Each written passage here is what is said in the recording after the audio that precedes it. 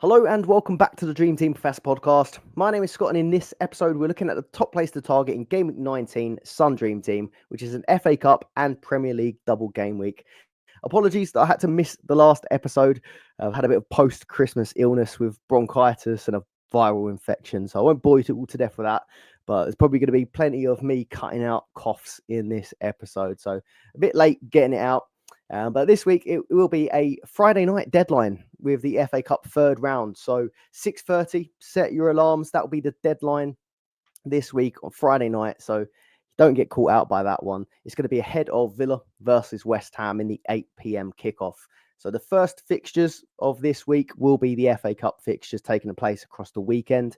We do have Fulham and Everton playing their FA Cup fixture early this week. So they'll be having a single game week, whereas every other team will have a double with the FA Cup and the Premier League. I get quite excited when it's time for these FA Cup punts, but quite often I just don't end up taking them because getting this episode together just made me realise how difficult it is trying to predict what these lineups are going to be like. Now that we don't get to see the lineups, it makes choosing these FA Cup punts a lot harder. So looking in this episode, we're going to look at FA Cup punts, but we're going to look a bit further into the distance as well, because I'm almost tempted just to ignore these FA Cup matches entirely and try and plan for the longer term with Europe around the corner. And then if any players do end up playing in the FA Cup, almost treating it as a bonus. It would be nice to really punt on some differentials, but I have found it really, really hard in preparation for this. So looking across the longer term, I've got the next 4 game weeks up on the screen, Game Week 19 to Game Week 22. So obviously this week, FA Cup, Premier League. But then in Game Week 20, we're back already, straight in with Europe. So we'll have Game Week 20 and Game Week 21 back to the standard European rounds before we reach the playoffs a bit later. So that's Game Week 20 and Game Week 21. And then in Game Week 22, we'll have the Carabao Cup semi-final second legs, which I won't enjoy watching for Arsenal after their first leg against Newcastle. But longer term, so we've got Arsenal, Liverpool, Spurs playing the maximum fixtures with 8. So if we are looking longer term, these are going to be the teams that we're going to want to target the most. No guarantee that they are going to play. Your players are going to play in all of these fixtures, but you are giving yourself the best possible chance. City, United, Villa had the second most with 7 across those 4 game weeks. And then you've got Newcastle with 6 because they have that Carabao Cup match in Game Week 22. All of the other teams just play 5 or 4 fixtures with the Premier League. So clear advantage really is to start looking towards these European fixtures going forward. Obviously, a real nice opportunity to punt on some FA Cup players this week, but I would say probably don't stray too far now from building a European squad back together again. So looking at the fixture ticker from FF Stuff here, I wanted to have a quick look at what I thought this FA Cup squad predictions would be like. Not exactly who's going to be playing in them. I'll talk about the players in the separate slides, but just breaking down whether or not I think teams are going to go strong or not. So for example, Arsenal versus Manchester United, you'd expect that both teams are going to go pretty strong for this one. So I think Arsenal and United, both safe bets if you just want to make sure that your players are going to be playing. You've also got Villa versus West Ham, and I'm expecting this to be a strong lineup as well from Aston Villa, but also West Ham. New manager assigned today, Graham Potter. Only 2 days to really prepare for the game. So I can't imagine it's going to make much difference there. But you'd expect a nice reaction, new manager bounce. So 2 teams probably going to go quite strong playing Premier League double games. Liverpool, they have Accrington Stanley at home this week. Now, I imagine that there's going to be a lot of rotation there for Liverpool in this one, quite heavy rotation. They rotated heavily in the Carabao Cup in the earlier rounds, and I imagine it would be the same for this one against the lower league opposition. Liverpool did just lose this evening against Spurs, and there was a few questionable things in the lineup that might make you think other players could have an opportunity, like Luis Diaz, for example, rested for this one. Will he get benched 2 in a row? The same with Trent. Trent rested for this one. Will he be benched twice in a row for Bradley to start? So there will be a few question marks, but in general, you'd imagine that the big hitters for Liverpool will be rested. Man City is an interesting one because they've obviously been through a bit of a bad time recently with form, but they are back on the way up now. So I would expect there to be quite a bit of rotation against Salford, but do they want to keep the momentum going It is a tricky one to predict. Spurs, you'd expect rotation as long as they've got the players to do so, because their squad is looking pretty bare at the minute, but they still done the job this evening against Liverpool. Newcastle, Chelsea, Bournemouth, Wolves, Southampton, Brentford, Leicester, Ipswich, Forest. All of these teams, I'd expect there to be pretty heavy rotation. Newcastle have obviously been playing quite a lot of games recently and playing full strength. Chelsea, they've been playing a complete B team in the other competition. So again, I'd imagine that's the same. And there's a few teams there that might be sort of finding themselves in a relegation battle where I feel like they could just do with resting their teams, resting their players. And then Brentford, one that I thought would be quite nice to target, but after looking a bit deeper, I do think there's going to be rotation there too. Crystal Palace against Stockport is the real standout one that I really like the look of. And if I was going to be taking cup punts, it would be from this team. Just because in previous rounds of sort of the League Cup, they have gone pretty strong straight from the early rounds. So we'll spend a bit of time looking at Palace options later in the episode. Chelsea, obviously mentioned them, that their B team is pretty predictable, although there's going to be a lot of rotation. They do rotate sort of with a pattern in the Europa Conference League and previous rounds of the League Cup. So I think you could take some punts from Chelsea. But overall, I think this week I'm probably going to be looking towards the longer term. Anyone that I bring in is probably going to be someone that I want going forward with Europe around the corner. Let's look at some projections from 11of5.com, clean sheet projections and predicted goals. Now, this is just for the Premier League fixtures for this round. They don't have the FA Cup fixtures on there. I think there'd be some crazy numbers there potentially in some of these fixtures if there was. But looking just at the Premier League predicted goals, Newcastle lead the way this week with 2.42 projected goals. Gordon, Isak, both absolutely on fire at the minute, and they're home to Wolves, who haven't been in the best moment themselves. So I think it's going to be a really nice single Premier League match for Newcastle. I would be quite surprised, though, if you do get two fixtures out of their key players. Arsenal are second at home to Spurs. A lot of home fixtures leading the way in this one. So 2.40 for Arsenal at home to Spurs. As an Arsenal fan, not feeling so confident in our ability to score goals at the minute, especially after that Newcastle match, but after Brighton as well. I promise I didn't dodge the pod because my team's been doing badly. It was a genuine illness. But yeah, 2.40. Arsenal are second at the minute, but the Arsenal attack, I don't think many fans are feeling confident in at the moment. United at home to Southampton, third now. They face Arsenal in the FA Cup, and that's going to be a challenging one. But they've got probably the best single Premier League fixture after that against Southampton at home. And the projections have them to score 2.31 against Southampton. So the likes of Bruno, Ahmad might be popular this week. And then Chelsea, 2.02 at home to Bournemouth. Chelsea have had a little wobble, I think 4 games now without a win, but they are projected to get the 2 goals against Bournemouth in this one. Their home form is typically quite good.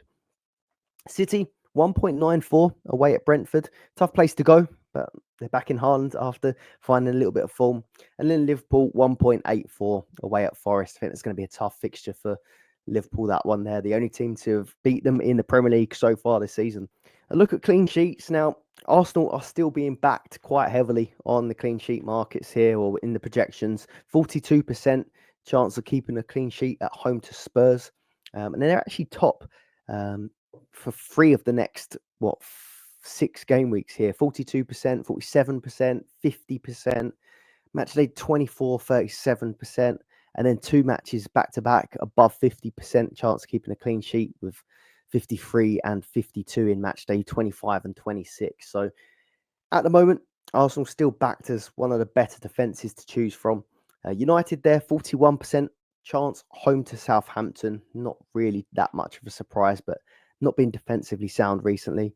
And then Newcastle, who have been defensively sound, 39% chance of a clean sheet against Wolves at home. So kept one against Arsenal and kept plenty recently. So looks like a good option. Newcastle defence still. Aside from these teams, it's pretty low. So Liverpool, Palace, Villa are the only other teams above 30% for this game week. If you want to check this out, head over to 11afire.com and you can have a look at it yourself. Right, time to look at a few options. If you found that useful, please do leave a like, subscribe to the channel if you are not already. We're going to start things off with Manchester City. So back-to-back wins for the first time since October.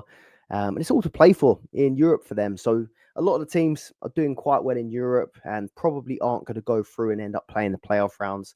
However, Man City have been pretty poor so far, and it looks like they'll be still in there for the rest of Europe. It's all still to play for them. So game week 20 and game week 21 are going to be double game weeks for them after this. So Ipswich and PSG in game week 20, game week 21, Chelsea, and I think is it Club Brugge for them? I'll just double check that. Yep, Club Brugge, both at home that week, followed by Arsenal away in game week 22. So the main question this week is that Salford fixture. Do we think there's going to be a load of rotation for Manchester City in that one? Because if you do manage to get Haaland playing against Salford in League Two or Foden, I do think it could be a good potential for Halls, but it's a little bit difficult, like I said, to try and pick these lineups. I'm going to try and treat this as a bonus if you do end up getting any of these players playing against Salford. I do think it's going to be unpredictable. Deep down, I don't think that Haaland is going to start this Salford match. So let's start looking with Erling Haaland. So 7.8 million, back-to-back double-digit returns for him. So a brace against West Ham, 16 points, and then a goal against Leicester the week before. Quite a lot of players had moved him on. And to be honest, it was probably the right decision at the time because a lot of people did gain points elsewhere, but he has now returned and is scoring goals again. So it feels like Haaland is one that you will want in this week if you haven't got him already. No guarantees that he plays for Salford, but if you see his name on that lineup, it will be a worrying one to not have him. So I do think that Haaland is a player to target this week if you don't have him already. The question would be, is he captainable without guarantees of him starting Salford? So would you want him if it was just a single against Brentford? And that's the sort of approach that I'm looking at with the captaincy this week. You're either going to have to go for a select few players that you think are going to be nailed for 2 fixtures, but maybe aren't necessarily the highest ceiling players, but you're banking on the minutes across the 2 games. Or do you treat it as just a single and then maybe compare the likes of Haaland against Brentford, Salah against Forest, Palmer against Bournemouth, Isak against Wolves, and then any FA Cup add-on is a bonus. I've not quite decided which way I'm going to go with it, but I do think that Haaland could potentially be captainable, even with the off chance that he does get Salford at home. I had a look back at some previous lineups, and he wasn't in the squad earlier in the season for the EFL Cup against Watford, and then he was an unused sub against Spurs in the next round of the Carabao Cup. So it does seem like the cup competitions have been a chance to rest Haaland so far. I went back and also looked at the FA Cup third round last season, and they played against Huddersfield. Now, Haaland had been out injured, but he was back training with the team and available. But he was also left out for that Huddersfield game. So maybe they didn't want to take the risk, or maybe it is a case of they would typically rest him for this one. So I've got the team up on the screen here, but they played Alvarez up front for that game, Foden as the 10. So hard to know, but my gut feeling is that Haaland won't play the Salford game. Phil Foden, on the other hand, so he's found some form recently, and he started centre forward the last 2 times that Haaland has been benched for the Cup. So that Watford match and that Southampton match, that Watford match and that Spurs match, Foden's played like a false 9 in those fixtures. So he could be a really good option, potentially, if Haaland isn't in the team and ends up taking that false 9 role. A brace last season in the FA Cup third round against Huddersfield. 2 goals, 1 assist in his last 4 matches, 11 points West Ham, and then 36 over the last 3 game weeks. So I do think that Foden is looking a really nice option and someone that I'm probably going to want to get back in ahead of Europe returning. It's just trying to fit him back in for budget, as he does take up 6 million. And then someone else I like the look of at the moment is Savinho at 4 million. So 37 points across the last 3 game weeks. He's City's highest scoring player over those last 3 weeks. 3 assists, 15 points against West Ham. He got a goal and an assist against Leicester. And he's been playing off the left wing and seems to be finding Haaland quite nicely playing off that side with his crosses. So he could also be a nice option. But again, no real guarantees that he is going to start both fixtures. It's more likely to me that he will start the Brentford match.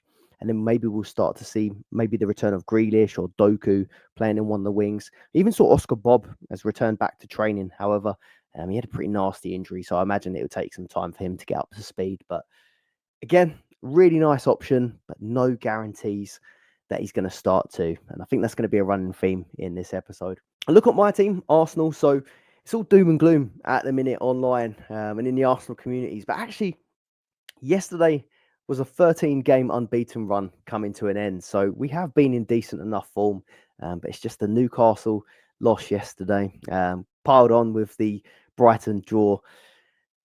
I think it was the nature of those matches that has wound everyone up a fair bit, because Arsenal have looked pretty toothless recently.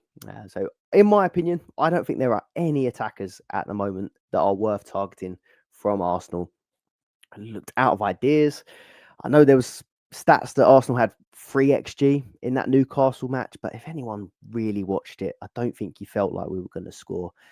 So yeah, no attackers I think are worth targeting at the moment. Nobody's really stepped up and taken Saka's place since he's been missing. Wanyeri did quite well against Brighton, but then found himself injured.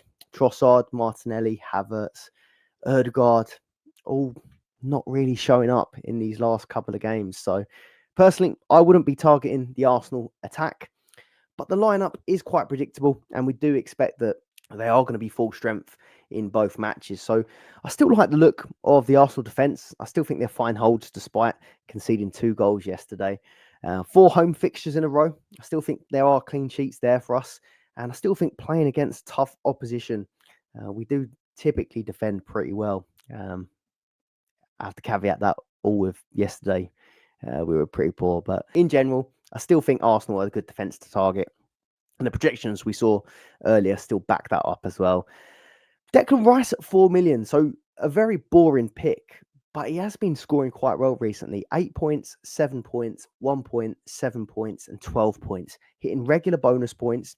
6 big chances across the 2 matches this week. I think a lot of it does come from those corners, but he has been playing in a more advanced position as well on that left-hand side, so getting forward quite a bit.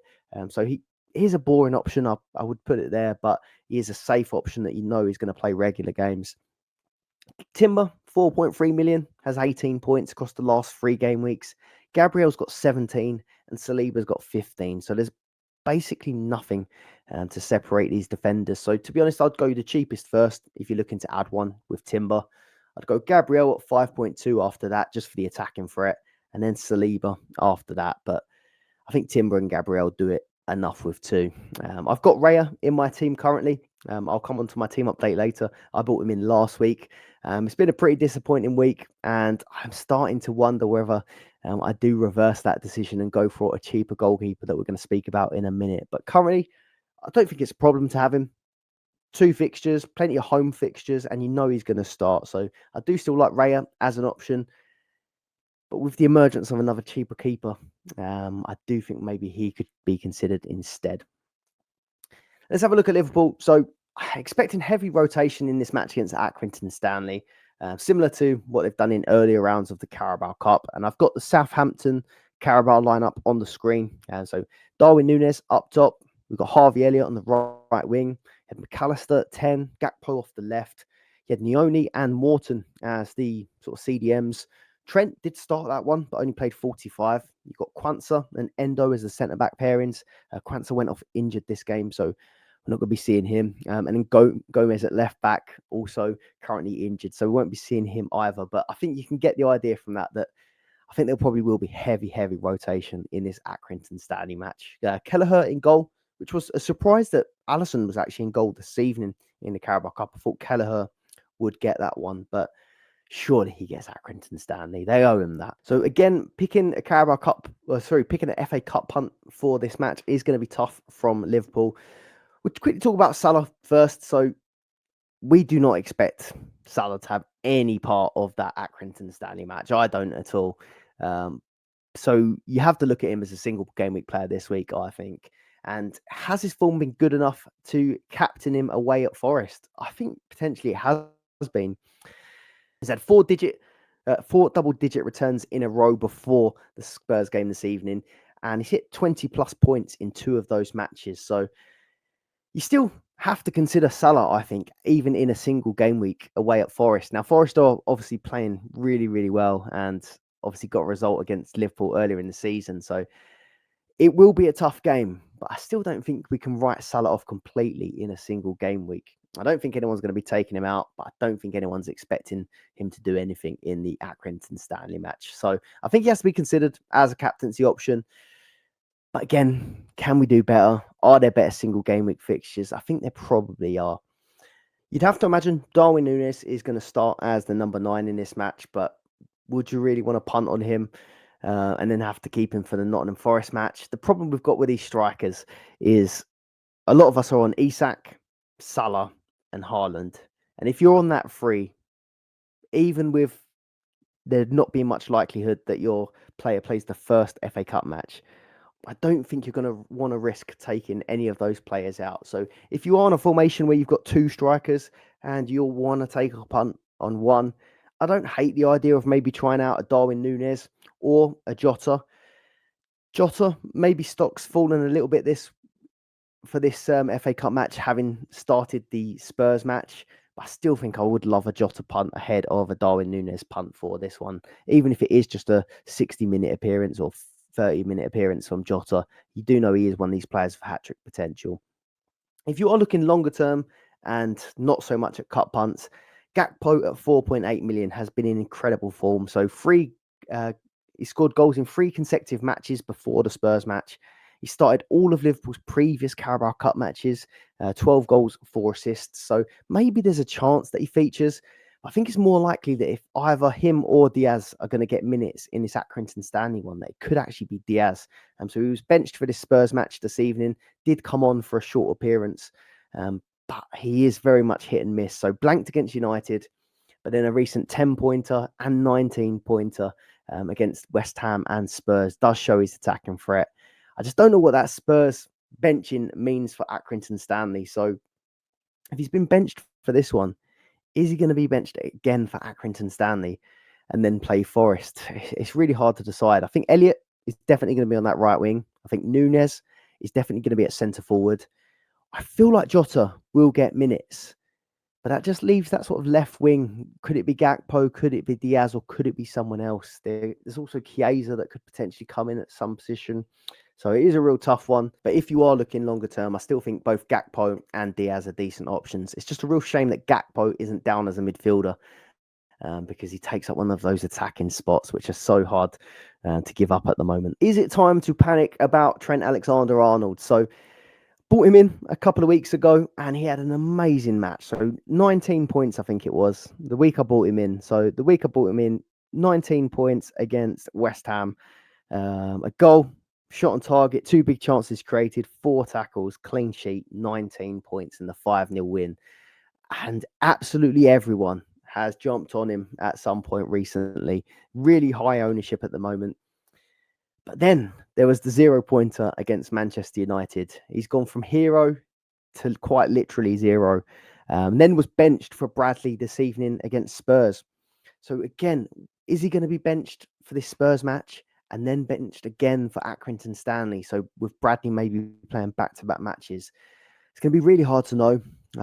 My instinct is that he is going to be benched for Accrington Stanley and then play against Forest, which is a little bit disappointing for a £6 million player. You do want someone that is going to be playing twice a week. But I do feel like there is quite a big overreaction to the difference between this 19-pointer and his performance against United. He did play really poorly against Manchester United, but you can still imagine that he is going to do well going forward. So I'm not in any rush to sell Trent, but I do think we are only going to get one game from him this week. If I was really looking to take a cut punt against Accrington Stanley from Liverpool, I think for me it would have to be Jota up top, Núñez up top, or Harvey Elliott 2.9 million midfield. He hasn't quite hit the heights that he's hit in previous seasons, but playing on the right-hand side, I imagine he has to get this game against Accrington Stanley. The only down, he hasn't probably got any use for you after that. He's playing really limited minutes or substitute appearances. 4 minutes against Manchester United, 16 minutes against West Ham, 1 minute against Leicester. So he really isn't going to have much use for you going forward after that Accrington Stanley match. But if there was a punt from Liverpool, I think it would be him. Or at least if you went for Jota or Nunes, you might get sub appearances or appearances in the Forest match as well. On to Manchester United then. So they've got the 7 fixtures across the next 4 game weeks. So they're back in Europe, obviously, but no Carabao Cup match for them. They've ended their 4-loss streak with a 2-2 win against Liverpool. Just messing about, but it was a quite a nice performance from them, considering how poor their form has been recently, and obviously taking points off of Liverpool. I expect them to go full strength against Arsenal in the FA Cup. I'll be at that game, so hopefully my team are going to play a little bit better. But I feel like the real interest from Manchester United for this week is the fact that you're going to get your full strength teams, and then you get the Southampton home fixture, which looks like the prime Premier League fixture for this game week. You've then got okay fixtures: home to Brighton, home to Rangers, away at Fulham, FCS, Steaua Bucharest, and then Crystal Palace at home in game week 22. So I think the fixture runs there. You do expect them to play full strength this week. I must still say, despite the Liverpool game, I'm a little bit wary that the form hasn't been there, though. Bruno Fernandes is going to be the guy that's going to be on most people's list this week. 6.1 million. A lot of us took him out when we took Saka out because he was suspended after that red card. But he's now back from suspension. Now, I didn't want him the week after suspension because it was a single against Liverpool. But he went and got 10 points in that match against Liverpool. He got a really nice assist for that Martinez goal. And he's done pretty well recently. He's probably been Man United's standout player since Amorim's come in, maybe alongside Amad Diallo. But he hit 3 bonus in that match, 10 points, got the assist. And then he's averaged 7 points per game across Man United's last 3, if you exclude that Wolves sending off. So he really has been their standout performer. And he's nailed. So you can't say that about many players this week, many premium players this week. So Bruno Fernandes, 6.1. I do think he is going to be a really good buy. He is a captaincy shout. Now, he doesn't have the highest of ceilings, Bruno Fernandes, although he did perform well for us. I can't remember what game week it was that a lot of us captained Bruno Fernandes this season, and he did do really well. But I think the real appeal of him this week is getting a premium player that is going to play twice. Now, I was doubtful that we'd probably get anything points-wise from this Arsenal match. But Southampton does really look like one that he could haul in. But after seeing this Liverpool 10-pointer, it does give you hope that he could do well across the 2. So I do think he is a captaincy shout this week. I just don't think it's potentially the highest ceiling. If that Arsenal match does end up being a blank, would you prefer Bruno Fernandes in a sort of single against Southampton, compare that to Haaland's fixture or Salah's fixture? I still think it is a tough one to consider. I don't think it's as clear-cut as just whack the armband on Bruno Fernandes. But he has 6 goals, 12 assists this season, 18 bonus points, and nailed for 2 fixtures, you'd have to think. Amad Diallo, 3.9 million, 9 points for his goal against Liverpool. He just keeps doing really, really well. So 6 goals, 9 assists for the season now. I can't say for certain that he's going to start to, but you'd imagine, like Bruno Fernandes, he's been a key player for them. And you'd expect that he's going to play Arsenal and Southampton. So I do think he's a shout. But again, if you're on Isak, Salah, Haaland, I couldn't see myself taking out one of those players for Amad Diallo at the moment. Onana, 3.4 million. So he's an okay middle ground if you're looking between like the likes of Raya or down in the sort of £2 million keeper mark. You know he's going to play. I just don't think that the Man United defence has been convincing enough for me to consider Onana at the moment. On to Newcastle. So they've been absolutely on fire recently. 7 wins in a row. They've defeated my team, Arsenal, yesterday. They defeated Spurs earlier in the game week. And 5 of their last 7, well, in those 7 wins, 5 of them have been clean sheets. So doing really well attacking-wise with Gordon, Murphy, Isak, but also doing really well at the back as well, keeping clean sheets. But the question, or the problem we're going to have with Newcastle now, is that the double game weeks are sort of running out. So they've got this Bromley Wolves double this week, Bromley, I imagine, heavy rotation against the League Two side. But then Wolves, there's a standalone fixture at home. It's a really nice one. Game week 20, home against Bournemouth. Bournemouth have been good, but you fancy Newcastle at home each time. Game week 21, Southampton away. And then game week 22, it's that second leg against Arsenal in the Carabao Cup and Fulham at home. So I still think longer term, the fixtures look okay.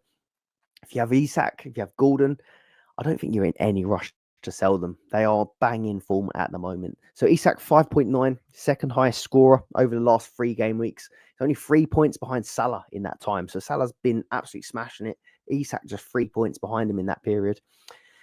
The problem is, if I didn't have Isak already, I was trying to think whether or not I'd buy him for this game week, and I don't think I would.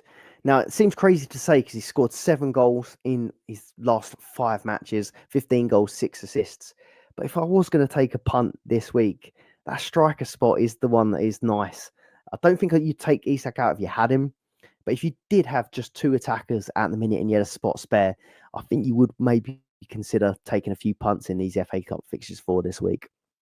Captaincy-wise, I'd have to say I do think that Isak against Wolves is probably the best single Premier League fixture out of the big hitters that we're comparing. If we can compare Haaland against Brentford away, Salah against Forest away, and Palmer against Bournemouth at home, I think that probably Isak against Wolves is the best standalone Premier League captaincy option. So maybe we do have to give that some thought. Maybe there's a chance that he does get minutes off the bench against Bromley. However, I do think that's quite unlikely, as Hal said that he had a bit of tightness in his hamstring after the Arsenal game. So yeah, again, could be considered as a captaincy option, but it would probably be as a single game week option. Anthony Gordon, 5 million, so 2 goals this game week, 19 points. He's returned in 7 straight matches now, 6 goals, 6 assists for the season. I think if you've got him, you hold him.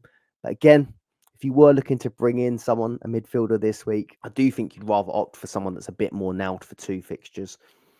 Dubravka 2.6. Now it's time to replace him. So he was sort of waving and saying his goodbyes quite emotionally after the Arsenal game. So he's off to Al Shabab, is it, in the Saudi League? So he's going to be off. And if you've got him in your team, I think you'll be looking to replace him. He costs 2.6 million. I would look towards the new Spurs keeper, 2.5 million, but we'll have a look at him in a minute. If I was looking at cup punts this week from Newcastle to target that Bromley match, I think I'd go Harvey Barnes at 3 million. He's got 5 goals, 1 assist so far this season. He's obviously having a hard time keeping a place in the actual Premier League squad now that Murphy and Gordon and Isak are sort of teaming up so well. But I do think in a one-off cup match, Harvey Barnes, we know he's got a goal in him. I do think that he could be a nice shout if you are looking for primarily a FA Cup punt. And then you could get some minutes off the bench in that Wolves match. Aston Villa, so they could be back on our radar. Obviously, a lot of us had Aston Villa players earlier in the season when Europe was on. Europe is returning and the fixtures don't look too bad either. West Ham at home in that FA Cup fixture on the Friday night. Obviously, Potter now taking over West Ham. That game might have become a little bit harder than if Lopetegui was still in charge. But then it's Everton away after that. Game week 20, Arsenal away. Now, I still always do fear playing Aston Villa at the moment. They've then got Monaco, game week 21, West Ham and Celtic. And in game week 22, a single away at Wolves. So the fixtures are still quite nice for Aston Villa. I think where it is a tough opposition in the FA Cup, I think we can expect a pretty strong side from Villa. They do rotate now and again in these cup competitions, but I still do think there'll be a few players that we could predict in this one. So Ollie Watkins, 5.2 million. Duran is suspended for the FA Cup match. There is talk that he could be suspended for an additional game as well. So we'll have to watch this space. But I do think Watkins probably is going to end up starting both games that game week. I do think overall he's had a pretty disappointing season by his standards. 8 goals, 6 assists for the season.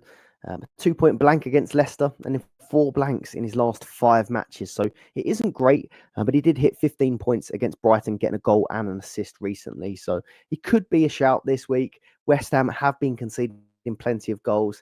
Everton away can keep it tight, but again, it is a nice fixture to target. So Ollie Watkins could be an option if you do have one of those attacking slots free at the moment. Rodgers, 3.5 million. So he served his 1-game ban last match. so he returns fresh. I would say that typically I think he would have been rested for this match, but having been suspended for that last game, I do think he probably comes in and starts 2 this week.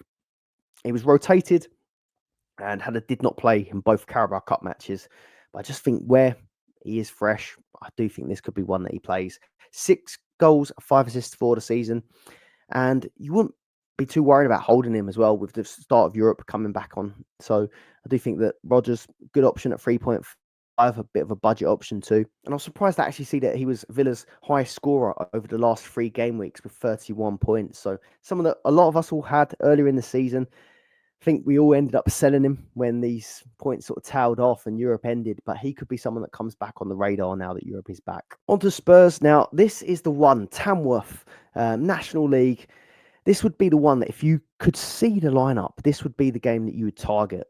But again, we don't, and they've got so many options that could do well if they do start.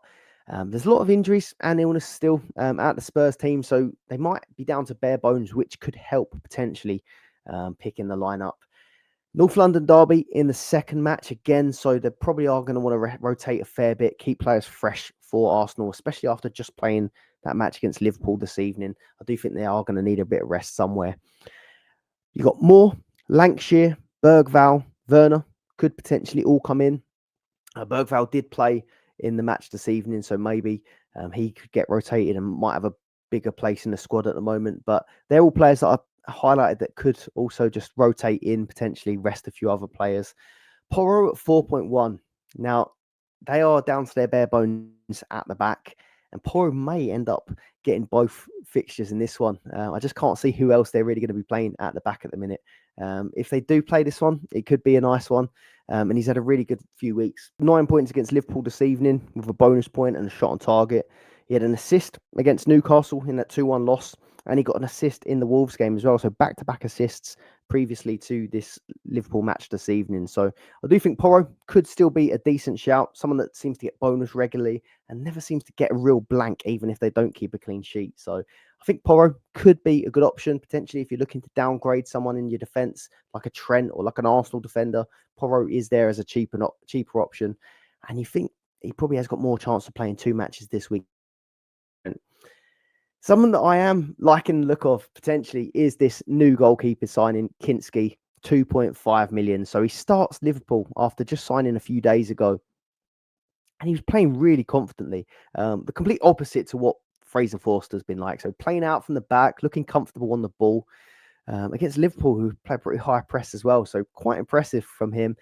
You don't expect many clean sheets when you're picking a Spurs defender or Spurs goalkeeper. But at 2.5 million, you're just looking for someone that's going to play twice a week. And I do think that he is going to play twice a week. I know Forster is there, or we had Austin who came in and played a game previous to that and done fairly well. But I think as part of this, the way that Spurs play, they want a goalkeeper that's happy playing out, happy with the ball at his feet. I think it's quite important to the way that Spurs play that they sort of get the right goalkeeper in place. So he's got chucked straight in for Liverpool. And I wouldn't be surprised, actually, if he ends up playing Tamworth. They could obviously be sentimental and let Austin play it, but I don't see him letting Forster play that one.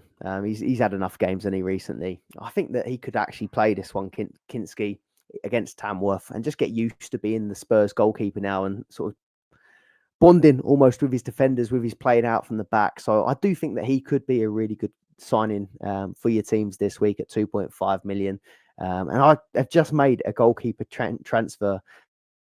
It is on my mind whether or not I do just downgrade it to a 2.5 keeper. Now it has popped up.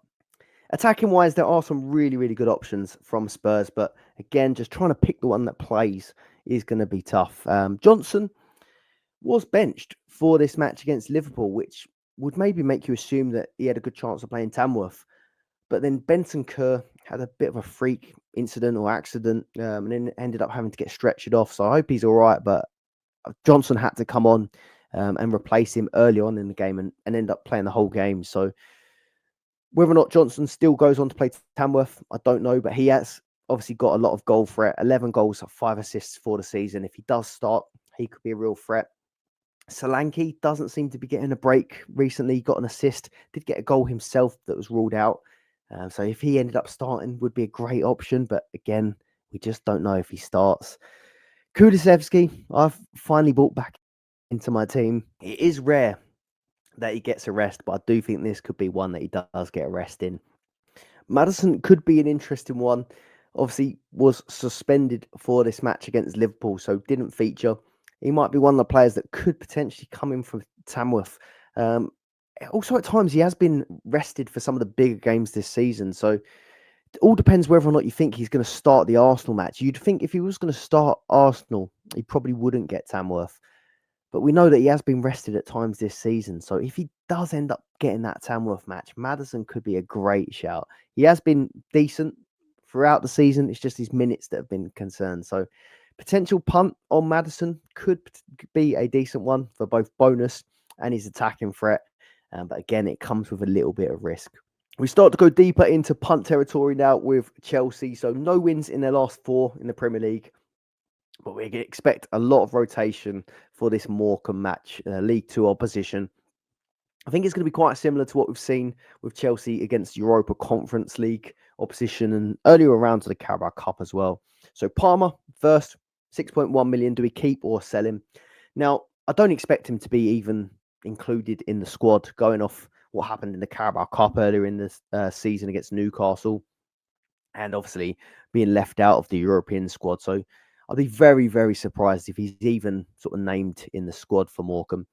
So it's pretty much a Bournemouth single, you'd imagine, for Palmer this week. So he likely just plays 4 games in the next 4 weeks if you look at the fixture ticker. So no Morecambe, Bournemouth, Wolves, Man City away, and West Ham at home. So you compare that to 8 for Arsenal, Liverpool, Spurs, or 7 for Manchester United. There are clear fixture swings to be had from those players.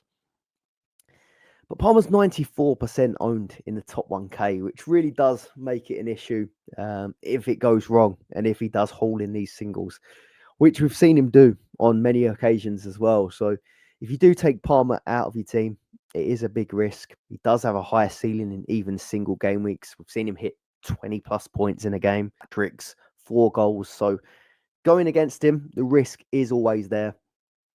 But if that budget does allow you to get in some players like a Palmer, like a Bruno Fernandes, like an Eze, or a Foden, for example, it is tempting to do. I don't think I'm brave enough to do it.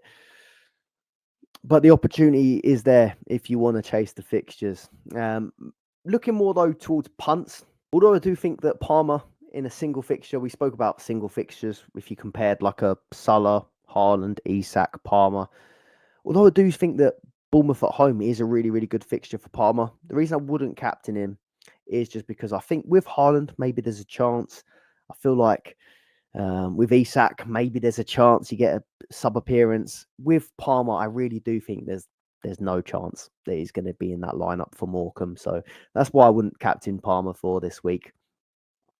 Madueke, 2.6 million. Now we're talking punts. So I think he could be a really good punt for this FA Cup fixture against Morecambe. So Neto and Sancho seem to have pretty much been the preferred wingers in the Premier League, with Madueke usually sort of coming off the bench and featuring in some of the previous cup matches and European matches. He does have 5 goals, 5 assists this season. Loves a shot. So I do think that Madueke could be a really nice option for Morecambe. And if it doesn't pay off and he doesn't start that match, you would assume that he is going to start the Bournemouth match. So it isn't just a punt or nothing. Say like a Harvey Elliott, who I mentioned earlier, you do only expect him to get that cup match. Whereas Madueke, you'd imagine he's going to get a start and a sub appearance. So if it doesn't go to plan, it hasn't totally been wasted. He's also only 2.6 million as well, so he's not taking up a big budget. And Nkunku's got to be the highest ceiling punt that you could go for. Now, he's done really, really well in these cup competitions. He's somehow ended up with 10 goals, 4 assists for the season. Hauls in Europe, hauls in the Carabao Cup earlier rounds. Really high ceiling. But again, you lose the centre forward spot, so it is a risk. So I do like it. Like if I didn't have a centre forward spot taken at the minute, I think I would punt it and maybe consider going Nkunku. I don't think I'd captain him, but the downside of that is you're bringing him in for a transfer and you're going to want to take him straight back out for game week 20 for a transfer, because he's not going to start that game against Wolves in the single. So I do think it is a very short-term one that could end up setting you back down the line. The only other downside as well, he is getting linked with a move away as well in January, which I don't think will happen, but it's an extra bit of doubt that could be put in your mind. Now, Crystal Palace. So these are the guys that I really like the most for cup punts, and that's because they do seem to go strong in the cup competitions, Crystal Palace. So strong lineups in previous Carabao Cup rounds against Norwich and QPR. Eberechi Eze, 4.9 million, so a 7-point average this season, one of the highest averages on the game. 8th highest for bonus points with 25, which is impressive considering he's not been playing in Europe. 5 goals, 5 assists, and he's got pen share with Mateta, also taking set pieces. So a real good all-rounder, Eze. You know he's going to start that Leicester away game in the Premier League, but if you get Stockport, I think that could be a really, really great fixture for Eze, and I'm pretty confident that he will start both of these games in Game Week 19. So I do really like Eze as a punt, and I do also think he would be up there with Bruno Fernandes as a captaincy option, just based on the fact that he rarely blanks, and you think he is going to get the minutes this week. It's been back-to-back attacking returns from him, back-to-back game weeks. 6 bonus in his last 3 games as well. So those bonus points, I don't think they've been as regular as in previous seasons, but they are still there, and he rarely does blank completely. Mateta, 3.3 million, another nice attacking option. So 8 goals, 2 assists for the season. Now, there is a threat of Nketiah, but he really hasn't been fancied since he's been signed. Mateta has taken pens off Eze at times this season, and he's had 14 starts in a row.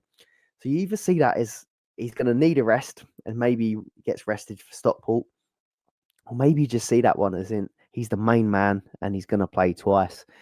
I do like Mateta as a punt up top as well. If you did want to take a punt in midfield, but you didn't quite money to get to an Eze, I do think Sarr, 3.3 million, could play both matches that week. Stockport, Leicester. He's been playing pretty much 90 every Premier League match. 4 goals, 3 assists for the season. So I do think he could be another decent shout. And you're just banking on him getting that Stockport one. And I don't think if you do gamble on a £3.3 million player, it definitely doesn't feel so bad if you end up getting stuck with them or the punt doesn't pay off.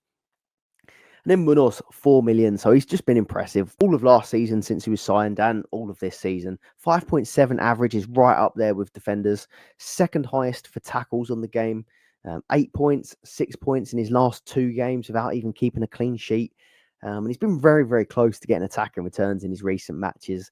The positions that he's taken up, he's not a defender. He's just an extra attacker playing that wing-back role. So I do think Munoz, 4 million, could be a nice punt. The FA Cup punts always seem to be definitely more attacking based. Like you do always want to try and chase that hat-trick or those goals. But £4 million defender could be all right for this double game week, and it's not the end of the world if you have to keep him for a couple of singles after that too. And then lastly, Brentford. So they've got Plymouth at home, followed by Manchester City at home. So a really nice FA Cup fixture, but then paired with a pretty difficult Premier League fixture. I think Brentford's record against Man City isn't actually too bad though, but last season, 3rd round FA Cup, Brian Mbeumo. So I was looking him up because obviously he's in my team currently and hoping that maybe I'll get a start from him. But I must say, I'm not feeling very confident that Brian Mbeumo is going to start this match. He would be the perfect player to bring in for this week if you did think he was going to start, but I am doubtful. Let us know in the comments below if you think Mbeumo is going to get this match. But I had looked back at the 3rd round FA Cup last season on FOTMob. Maybe if you want to go and have a look at that, when they played Wolves across 2 legs because they had a replay. But he wasn't in the squad for either. But I dug a bit further and saw that actually he was injured between December and March with an ankle injury. So that explains why he didn't play in the FA Cup. They then went out, so we couldn't see if he went on to play later rounds. But he also didn't start the first 2 Carabao Cup games of this season. He did go on to play, who did he play? Sheffield Wednesday. And then he played the harder matches after that as they got nearer towards the final. But overall, I just don't feel confident that he is going to play. I think they're going to focus on their league form. I think he's going to focus on that Man City game, which is about 3 3 games after. So personally, even though I have him in my team, and I mean, now I've got him, I'm just going to keep him probably and hope that he gets it. But I'm just not confident he plays. If you had the 23-point haul, I think it makes sense to just keep hold of him and hope that he features. But I feel a lot more confident of like a Bruno Fernandes getting 2 or an Eze getting 2. If I was just bringing someone in to punt in the midfield, I'd much rather have Eze than Brian Mbeumo at the moment. Kevin Schade, 2.5 million. I do think that he could be a decent option. So up on the screen, I've got the Brentford lineup for the first Carabao Cup game of this season. And Schade started as the centre forward. Now, he has been starting Premier League games for Brentford, but he's been starting Premier League games when they're playing the front 3. And when they play a tougher opposition, they normally go to the front 2 and play Visser and Mbeumo up top. So Schade normally plays when they play in the front 3. I doubt they're going to play a front 3 against Man City. So maybe Schade could be an option to start as the striker for Plymouth. Now, 2.5 million. He's down as a midfielder. 6 goals, 6 assists for the season. I think he hit a hat-trick and got an assist in the same game earlier in the season as well. So the ceiling is there. If he does start, I think he could be a decent option if you are taking, again, another punt in midfield and you don't have that much budget to work with. But overall, hope I'm wrong, but I'm not that confident that Brian Mbeumo is going to start. If you've enjoyed that, please do leave a like, subscribe to the channel if you're not already. This has taken a long time to film with a lot of designated cough breaks and asthma pump inhalations. So show your support for the channel by leaving a like. Obviously, if you've got any comments regarding your team as well, drop them in the comments box below. So this game week, I have dropped from, I think, 24th to 30th on the overall leaderboard. I could potentially still drop a bit further tomorrow when Fulham play, as I don't have any Fulham players. I know Castane and Robinson are fairly popular. A few people punted on Fulham, so maybe I'll drop a little bit further, but I can't imagine the damage will be too much in that one. So 30th on the overall leaderboard, again, just still in the mix. Still happy with where I've managed to stay. This week, I took out Gomez and Muric. So both of these were forced. Muric surprisingly lost his place the week before. Typically, Ipswich keeping a clean sheet against Chelsea when Muric was left out of the team. So that was a little bit annoying. And then Joe Gomez, I think, as well, also getting injured. Was it against West Ham in the 5-0? So didn't end up keeping the clean sheet either. So that was a bit gutting the week before. I took these two out for Kulusevski, who got 8 points, and Raya, who got 5 points. So on the goalkeeper, because obviously Dubravka, I mean, you've seen I've had a cheap keeper all season, but Dubravka and Forster were the 2 standouts. Now, Dubravka, there was these rumours that Pope could be back soon, and obviously rumours that Dubravka could be leaving, which seems to have turned out to be true. So Dubravka seemed a bit too short term to go for, and obviously Forster then was ill, and Austin came in for the weekend. But then there was also talk that they could sign a new keeper as well. So both of those options seemed a bit iffy. So I went for an expensive goalkeeper in Raya at 4.7 million, which I don't typically do. But I do like Arsenal's fixtures. I like the Arsenal defence. And I do feel like he's typically a safe keeper. It's not been a great week for the Arsenal defence. I went there as my replacement. And obviously Kulusevski, from the minute I bought him out in, I think, game week 13 for that max captain, because his ceiling wasn't very high. He went on a run of scoring in pretty much every single game. So I thought it was about time to get Kulusevski back in ahead of European fixtures starting back up. So Raya got me 5 in goal. Gabriel and Timber got me 4 and 3. So disappointing really from the full Arsenal backline. Trent has had his stinker against Manchester United with 0 points, but he did come off the bench this evening and get a bonus point in 30 minutes and have a shot on target, which was cleared off the line. Really unlucky. Kulusevski, 8 points. Luis Diaz, I mean, him and Trent came in for me, absolutely hauled. So I can't really be too disheartened that they've done badly this week. Brian Mbeumo has been incredible. So 23 points this week, 2 goals, 1 assist, 3 shots on target, 2 big chances created, and 3 tackles. Full Monty there, really, from Brian and Mbumo, getting points in all different directions. What a season he's having, and someone I'd love to have at Arsenal, to be honest with you. Palmer, 10 points with that goal. Isak, 21 points, has been incredible. Obviously won the captaincy battle this week. If you're brave enough to go against Salah, well played. Scoring him, obviously, both matches and on a really good run. Haaland, 16 points with his 2 goals against West Ham.